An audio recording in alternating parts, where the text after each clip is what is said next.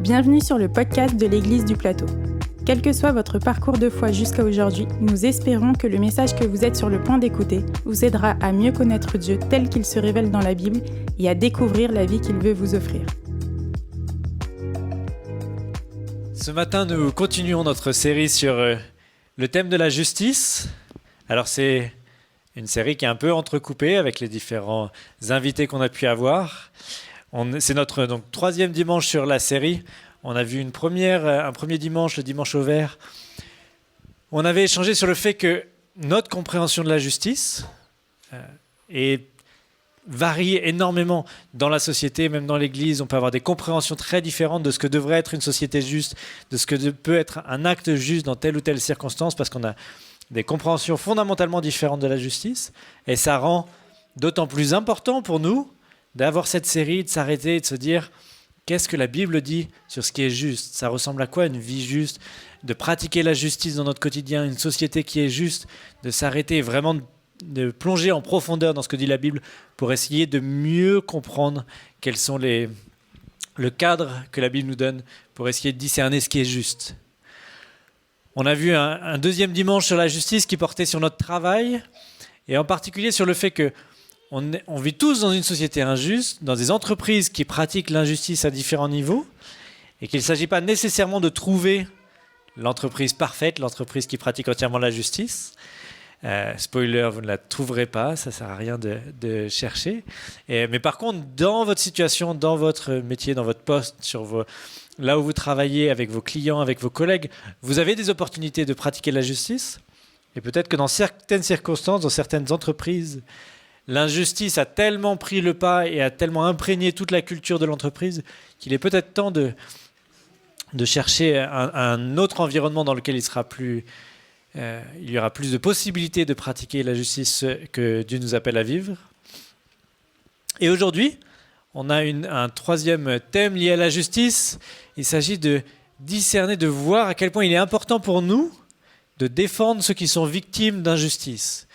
De ne pas se concentrer premièrement sur les injustices que nous pourrions vivre, mais d'abord nous poser la question, qui sont les personnes qui souffrent d'injustice ?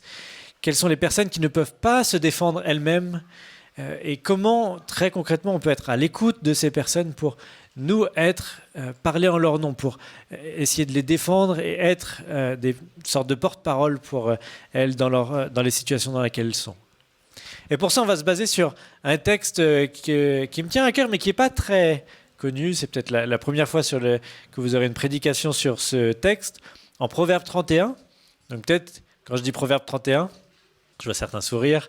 La deuxième partie est plus connue, notamment dans les rencontres de femmes, parce que c'est un très beau passage qui décrit la femme juste pour conclure le livre des Proverbes.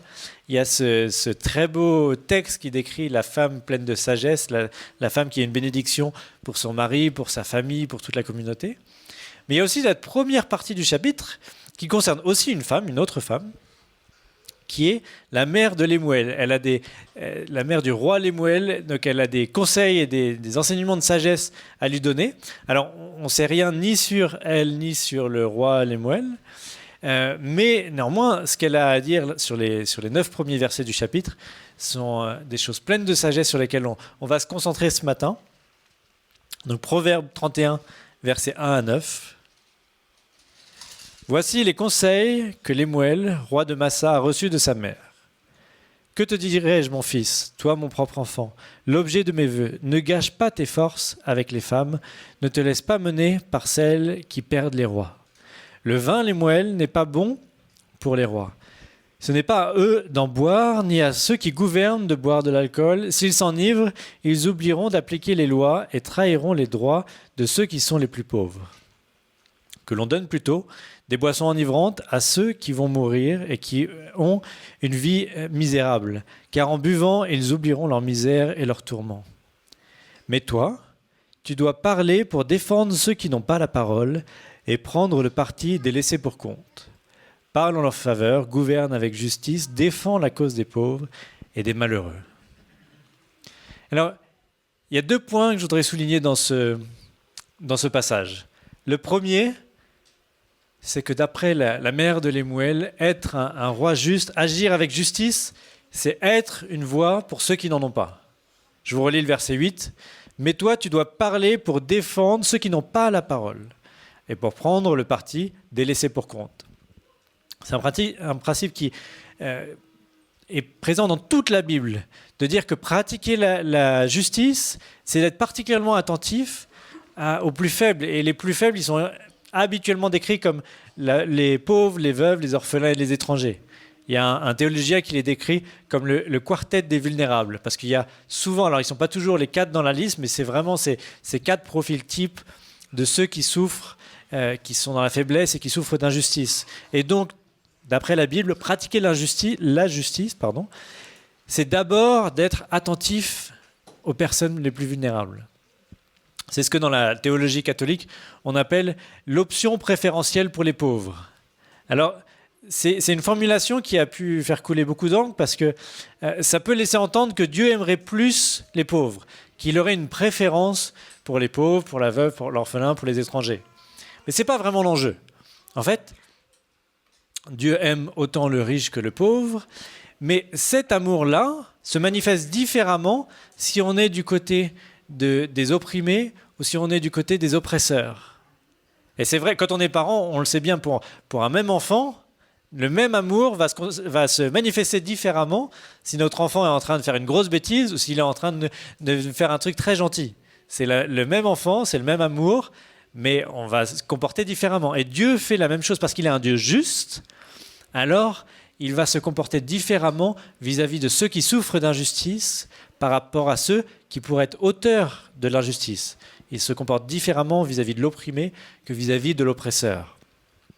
Et donc, ce n'est pas non plus nécessairement une description dans laquelle il y aurait forcément les riches ou les puissants qui seraient les oppresseurs et nécessairement toujours les pauvres, la veuve, l'orphelin et l'étranger qui seraient parfaitement justes, parfaitement purs.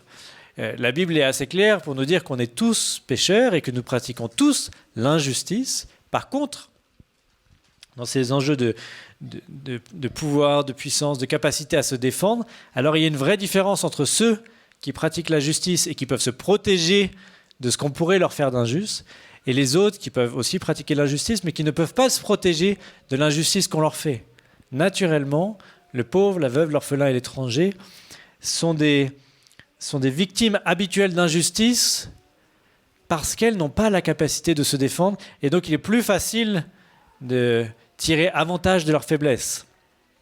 Et donc, cette parole de la mère de Lemuel est extrêmement importante, de dire « Sois attentif à ceux qui n'ont pas la parole, à ceux qui ne peuvent pas se défendre, à ceux qui n'ont pas les moyens de faire face.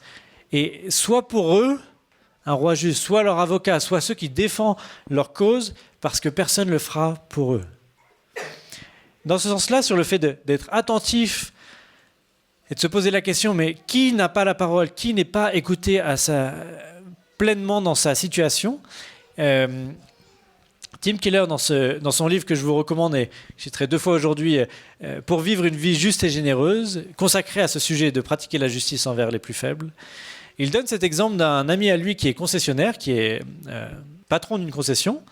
Et bon, ça c'est une pratique autant aux États-Unis qu'en France, que j'imagine un peu partout ailleurs. Quand on va pour acheter une voiture, on nous présente la voiture et toutes ses caractéristiques, mais il y a aussi une négociation qui est possible. Et il y a un créneau, les vendeurs savent qu'ils peuvent négocier sur une telle... Ils ont une marge de négociation. Ça, il n'y a rien d'injuste en soi, et il n'y a clairement rien d'illégal en soi. Mais ce patron, il était attentif à ce qui se passait, et il s'est rendu compte que de manière générale, les hommes, et en particulier les hommes blancs, avaient tendance à plus négocier, et non seulement plus négocier, mais à obtenir des rabais plus importants que les femmes, et en particulier les femmes noires. Donc il a fait des statistiques sur les ventes, et s'est rendu compte que c'était significatif, il y avait une différence de prix suite à ces négociations qui étaient faites. Et donc, ce n'était pas une injustice flagrante dans le sens, c'était certainement pas son intention, il n'y avait pas du tout de démarche, de conseils donnés aux vendeurs d'agir de la sorte, mais de fait, dans la négociation, il y avait une parole qui était plus écoutée qu'une autre. La parole des femmes noires était globalement moins écoutée par les vendeurs dans la négociation que la parole des hommes blancs. Et de fait, ça résultait à une situation injuste, celle où, globalement, les clients qui avaient tendance à être plus riches finissaient par avoir un prix inférieur que les clients, et les clientes en particulier, qui avaient tendance à être moins riches.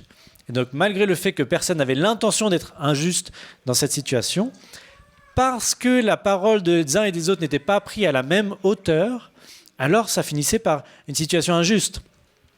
Et lorsqu'il a réalisé ça, il a réalisé que la parole de ces femmes n'était pas suffisamment entendue.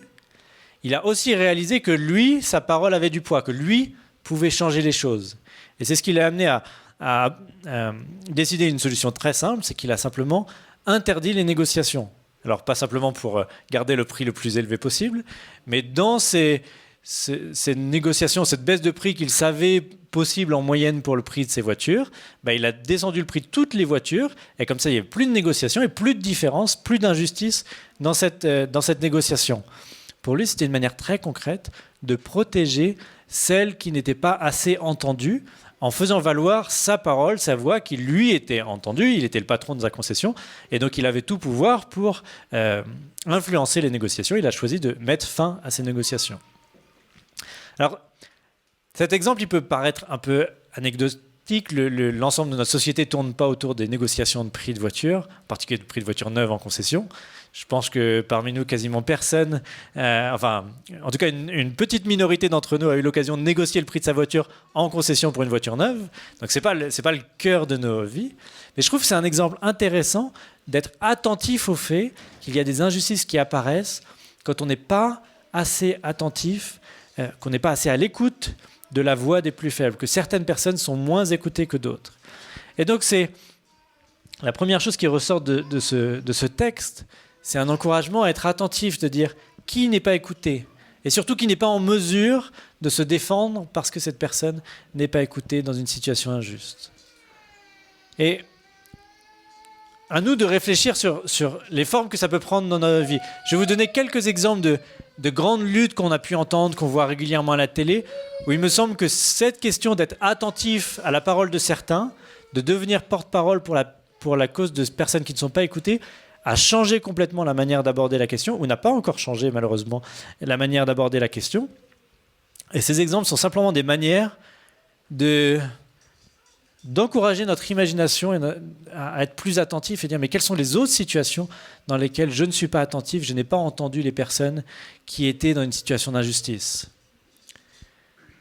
Pour moi, c'est un enjeu important pour tous les débats, où on peut être inondé de débats sur la question de l'avortement. Bien sûr, il y a une question d'écouter la parole des femmes, et certaines femmes font réellement partie de ces femmes qui ne sont pas écoutées et qui ont besoin d'être entendues. Mais il y a aussi un acteur majeur dans ce débat, qui lui n'a jamais le droit à la parole, c'est le fœtus, l'enfant à naître. Et donc il y a un vrai enjeu lorsqu'on aborde cette question, lorsqu'on réfléchit à cette question de l'avortement, d'être à l'écoute de ceux qui ne peuvent pas parler, c'est-à-dire les enfants à naître. C'est le cas pour les migrants, et je pense que c'est un des sujets pour lesquels on en parle tout le temps, sans leur donner la parole. Nos plateaux télé sont remplis d'experts qui vont nous dire comment gérer cette crise des migrants, comment gérer l'accueil des migrants, toutes les implications politiques, économiques, etc.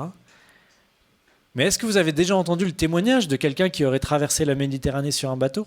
Est-ce qu'on donne la parole à ceux qui alors c'est plus d'actualité, mais qui vivaient dans la jungle de Calais ou aux portes de la Chapelle à Paris ? En général, ils n'ont pas le droit à la parole. Tout le monde parle d'eux, mais eux ne parlent pas. Ou en tout cas, ils ne parlent pas à la hauteur où on puisse les écouter, dans un cadre où on puisse les écouter. Ça m'avait interpellé quand on vivait avec Barbara à Paris. On était porte de Saint-Ouen, donc on n'était pas loin de porte de la Chapelle. On était en lien avec une association qui intervenait là-bas. J'y étais allé une fois simplement pour voir ce qui s'y passait et ça m'avait beaucoup interpellé. J'y suis pas resté très longtemps, mais la scène que j'ai vue m'a beaucoup interpellé. Il y avait beaucoup de personnes, beaucoup d'hommes qui étaient là, qui vivaient sous des tentes. Et une femme est arrivée avec manifestement un fort caractère, a commencé à crier sur tous ces hommes qui étaient là, à les embrouiller, si on veut dire ça comme ça. Pourquoi ? Parce qu'ils s'étaient encore fait voler leur tente. Et elle, qui travaillait pour une association, était scandalisée qu'ils s'étaient encore fait voler leur tente. C'était scandaleux. Mais voler leur tente par qui ? par la police, parce que c'était une des pratiques régulières et qui est une des pratiques habituelles dans ce genre de circonstances. La police régulièrement vient voler les sacs de couchage, vient voler les tentes. S'ils sont dans des lieux abrités, vient faire tourner les voitures de police au pied des tentes pour les enfumer. Tout ça pour les décourager d'être dans ces endroits-là. Mais ces situations-là, cette expérience-là, ce n'est pas l'expérience qu'on entend habituellement parce que ces personnes qui se font voler leur tente par la police n'ont pas le droit à la parole sur la place publique. On peut penser au mouvement MeToo. Malheureusement, les femmes ont toujours, tout au long de l'histoire, souffert de violences sexuelles, de tout ce qui a pu être relevé dans le mouvement MeToo. Mais beaucoup d'entre elles n'ont jamais été écoutées, n'ont jamais été entendues dans leur situation. Ce qui a changé avec MeToo, c'est précisément que ce sont des femmes qui, elles, avaient une plateforme, qui, elles, avaient une notoriété, qui avaient une capacité à être entendues par le public. Lorsqu'elles ont commencé à témoigner, alors ça a changé la manière dont on a abordé ces questions. Et tout un tas d'autres femmes qui n'avaient pas le droit à la parole ou qui n'étaient pas entendues ont pu commencer à témoigner et partager leur expérience parce que des femmes puissantes, des femmes qui avaient de l'influence, ont pu être leur porte-parole d'une certaine manière en partageant leur propre expérience. C'est aussi une manière de voir toute la période qu'on a eue avec les gilets jaunes, où ça a été, et le symbole du gilet jaune, de rendre visibles ceux qui étaient invisibles, est assez fort. On a toujours parlé de pouvoir d'achat, on a toujours parlé des difficultés qui ont pu être relevées pendant ce mouvement des gilets jaunes. Mais d'un coup, pour le coup, on a eu des personnes qui jamais n'avaient la parole sur les plateaux télé, se retrouver sur les plateaux télé pour être les porte-parole des Gilets jaunes. On avait des ouvriers, des artisans, des employés, tout un tas de personnes qui ne font pas partie des personnes qui sont entendues habituellement. Et dans ce cadre-là, des personnes qui n'étaient pas entendues ont commencé à être entendues. Si je vous donne ces 4 exemples, c'est certainement pas pour lancer un débat sur aucun de ces 4 exemples, et les 4 pourraient être sujets de débat, j'en suis sûr. C'est pas pour vous donner mon avis non plus. C'est pour stimuler votre imagination sur ces questions-là, de dire quelles sont les personnes qui ne sont pas entendues actuellement et que vous avez l'opportunité non seulement d'écouter, mais vous avez l'opportunité de parler en leur nom, de participer à à leur défense face aux injustices qu'ils pourraient subir. Et les exemples sont infinis, mais soyons attentifs. Qui n'a pas le droit à la parole et qui je suis en capacité d'entendre, d'écouter et au nom de qui je peux parler, y compris si ça pourrait me coûter certaines choses, mon temps, mon énergie, peut-être ma réputation, d'être associé à certaines personnes. Mais qui sont les personnes qui ne sont pas entendues et de qui je peux devenir le porte-parole? Ça, c'est le premier point. Il y a un deuxième point qui est formulé de manière beaucoup plus étonnante, mais qui me semble tout aussi importante dans ce texte. C'est le fait d'être attentif, vraiment, vraiment attentif, à la situation des personnes qui vivent l'injustice. Je vous relis ces versets qui, peut-être pour certains, sont juste étonnants, peut-être pour d'autres pourraient être carrément choquants, mais qui ont, il me semble, une réelle sagesse. Je reprends les versets 4 à 7. « Le vin, les moelles, n'est pas bon pour les rois. Ce n'est pas à eux d'en boire, ni à ceux qui gouvernent de boire de l'alcool. S'ils s'enivrent, ils oublieront d'appliquer les lois et trahiront les droits de ceux qui sont les plus pauvres.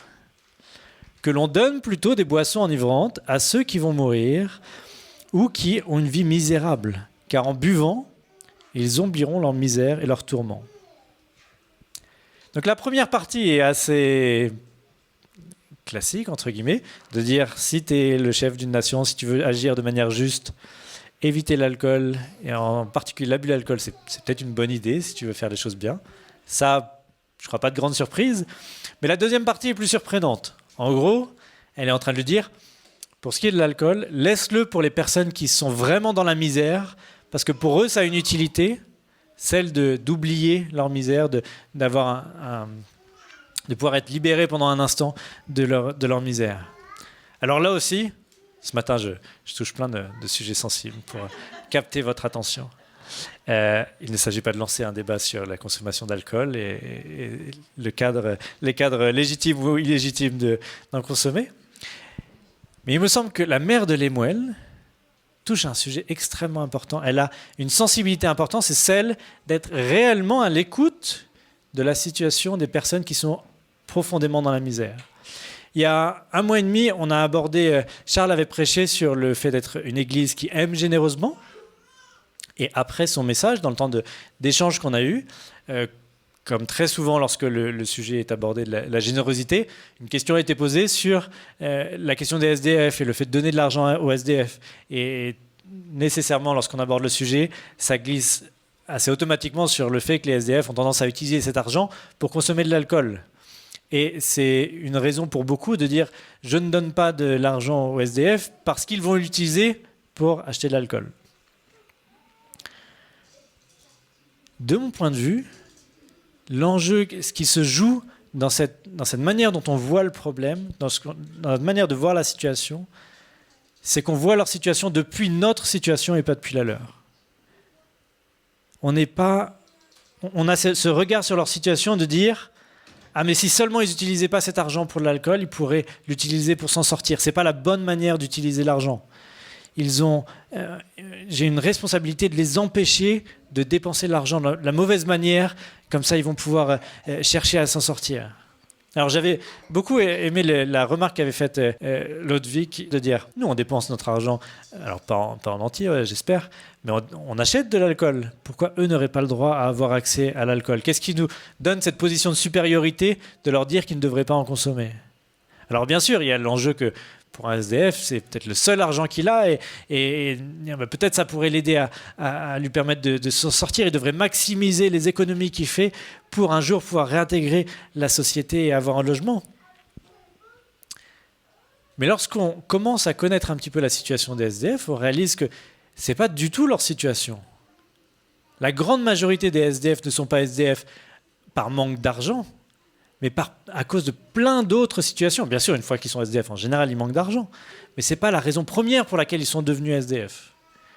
C'est souvent pour des handicaps physiques, des situations d'injustice, d'oppression, de maltraitance, suite à des traumatismes. Et très souvent, il y a très souvent des enjeux de maladie mentale, de bipolarité, de schizophrénie.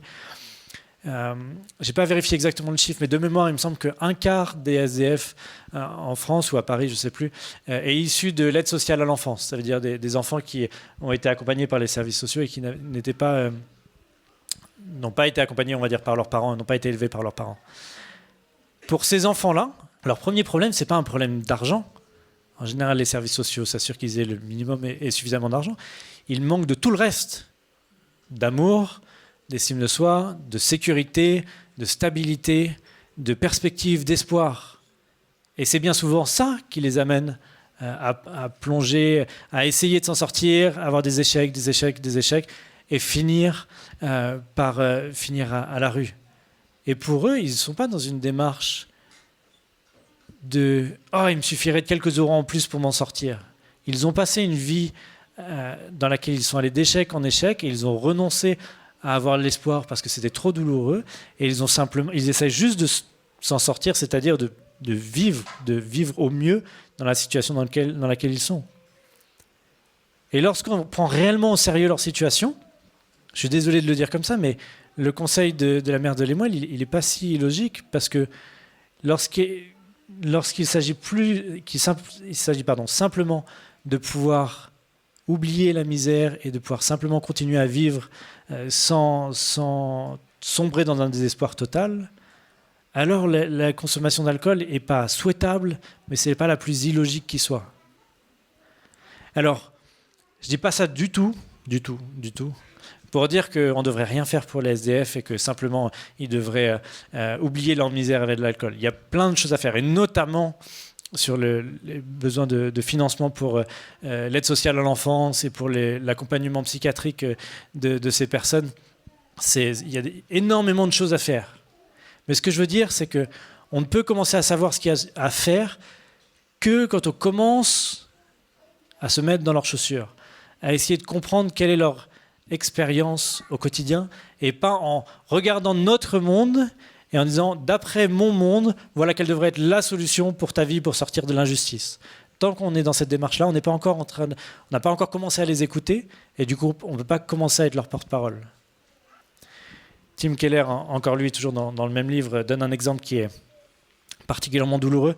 mais qui traduit bien cet enjeu de prendre conscience du décalage entre les personnes qui vivent l'injustice et nos situations, qui en général, alors on peut tous vivre des injustices, mais qui en général sommes plus protégés de ces situations-là. Il parle d'un pasteur en formation qui vraisemblablement vient plutôt de classe moyenne et de milieux plus privilégiés, vient dans un quartier pauvre régulièrement pour donner des études bibliques. Et dans le cadre de ces études bibliques, où c'est essentiellement pour des adolescents, essentiellement afro-américains, il rencontre une Eva, une jeune fille de 14 ans qui participe régulièrement. Et un jour, cette Eva vient le voir et elle lui dit la chose suivante. « Bob, je subis une terrible pression et je ne sais pas quoi faire. Un gang important de mon quartier recrute des filles pour en faire des prostituées au service des riches blancs de la banlieue. Ils veulent me forcer. » Et qu'est-ce qu'il lui répond ? Ce que beaucoup de pasteurs dans sa situation pourraient lui répondre. Est-ce que peut-être je lui aurais répondu ? Dire, mais non, mais refuse, résiste, persévère à ne pas accepter et continue de revenir à l'étude biblique, continue d'être assidu à cette étude biblique. Il se trouve que l'été arrive, lui rentre chez lui. Puis je vais vous lire comment lui décrit son retour lorsqu'il revient dans ce quartier un peu plus tard. 3 mois plus tard, je revins, mais Eva était introuvable. Les autres jeunes me dirent qu'elles avaient cessé de fréquenter le groupe un mois avant mon départ en vacances. Je me rendis à l'appartement d'Eva. Dès qu'elle me vit, elle fondit en larmes. « Ils m'ont eu, Bob, dit-elle. « Pourquoi as-tu cédé ?» lui demandai-je sur un ton assez dur. « Pourquoi n'as-tu pas résisté ?» Elle me raconta alors la terreur dans laquelle elle avait vécu. D'abord, ils ont dit qu'ils frapperaient mon père. Et ils l'ont vraiment passé à tabac. Je n'avais pas le choix, j'ai donc cédé. « Mais Eva, pourquoi n'as-tu pas cherché protection ? Pourquoi n'es-tu pas allé au poste de police, pardon. » Eva répondit, « À ton avis, de quel côté sont-ils » Cette histoire, elle est tragique et elle est assez extrême. On n'est pas face à des situations aussi extrêmes que ça au quotidien. Mais là encore, elle traduit bien la difficulté qu'il y a d'être une aide lorsqu'on reste à distance. Son conseil de ce pasteur était complètement logique dans sa propre culture. C'est ce qui se serait fait dans son quartier. Mais il était passé à côté du fait qu'elle vivait dans un autre quartier, avec des injustices bien plus profondes, avec des réalités que lui n'avait pas envisagées, qui rendaient ses conseils complètement à côté de la plaque. Et ça nous rappelle, quel que soit le niveau d'injustice, quelle que soit la situation, qu'on ne peut pas faire l'économie de nous rapprocher, d'être proches, de devenir proches de ceux qu'on veut aider. Que ceux qui vivent des situations d'injustice ont besoin, non pas simplement que de discours qu'on pourrait faire à la va-vite, mais ils ont besoin que nous les aimions comme nos prochains, c'est-à-dire qu'on devienne proche d'eux et de leur situation. J'aime beaucoup cette citation de Sean Claiborne qui dit « Quand les riches rencontreront les pauvres, la pauvreté prendra fin ». C'est une manière très simple de présenter les choses, mais il y a une réalité profonde, c'est que tant qu'on n'est pas réellement en contact les uns avec les autres, alors toutes les solutions qui sont proposées ont le risque d'être juste à côté de ce qui est nécessaire. Donc à nous d'être attentifs, encore une fois. De certaine manière, tout ce que je vous encourage à faire ce matin, c'est d'être attentifs. Attentifs aux injustices, attentifs à nos opportunités d'être des porte-paroles, d'aider à lutter contre ces injustices, mais ça passe par devenir proche. Je vais vous laisser avec ces trois dernières questions en résumé pour que vous puissiez y réfléchir. On va pouvoir échanger dans un instant. Qui sont les victimes d'injustice qui ne peuvent se défendre ? Quelles sont mes opportunités d'être une voix pour ceux qui n'en ont pas ? Et enfin, qui dois-je apprendre à mieux connaître pour mieux comprendre l'injustice dont il ou elle souffre ? C'est un vaste sujet et je ne suis clairement pas un modèle là-dessus. Je le prends premièrement pour moi de réfléchir et de prendre au sérieux ces 3 questions, mais de dire quel est mon angle mort ? À quel moment je ne suis pas attentif aux souffrances des autres, aux injustices des autres et comment je dois mieux les comprendre et quelles sont mes opportunités avec la situation privilégiée dans laquelle je vis pour pouvoir les défendre.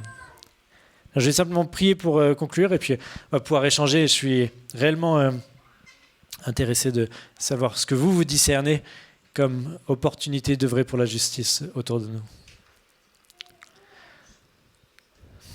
Seigneur, je te demande pardon pour toutes les fois où je ne pratique pas ta justice, où je ne suis pas attentif, où je n'ai pas envie d'être attentif aux injustices autour de moi. Seigneur, pardonne-nous pour toutes les fois où nous vivons dans nos bulles et Seigneur, rends-nous attentifs. Rends-nous attentifs d'une part à l'injustice qui est autour de nous et rends-nous attentifs aux privilèges que nous avons,